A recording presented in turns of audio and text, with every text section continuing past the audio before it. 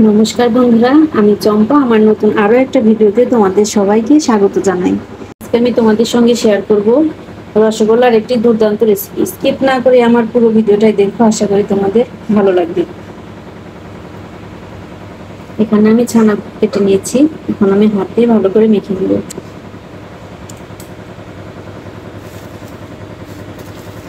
হাত দিয়ে এরকম হাতের এই অংশটা দিয়ে মেখে নেব।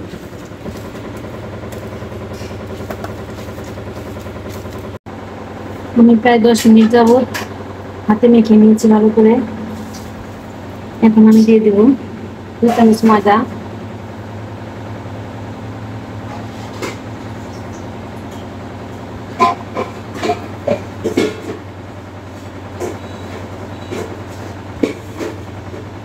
আর 1 চামচ গুঁড়ো দুধ।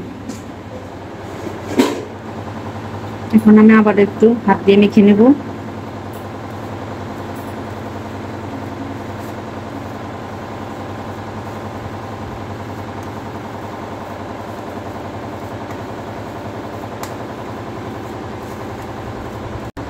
এখন আমি মিষ্টির আকারে বানিয়ে নেব।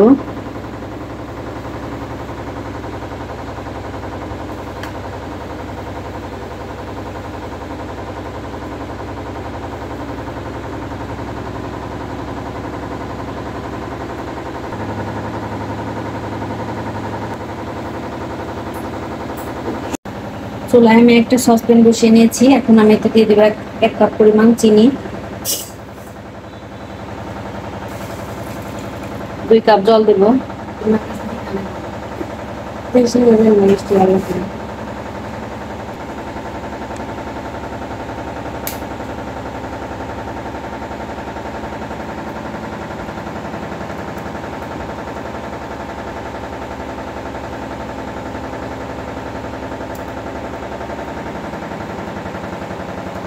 দিয়ে দেব থেতো করা 2টো এলাচ।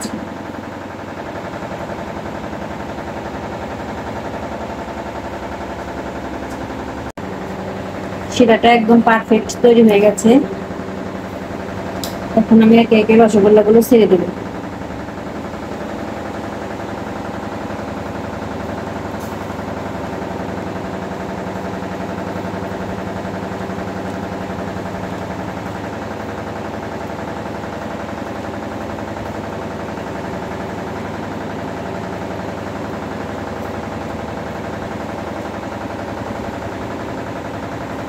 একটা ঢাকনা দিয়ে ঢেকে দেব।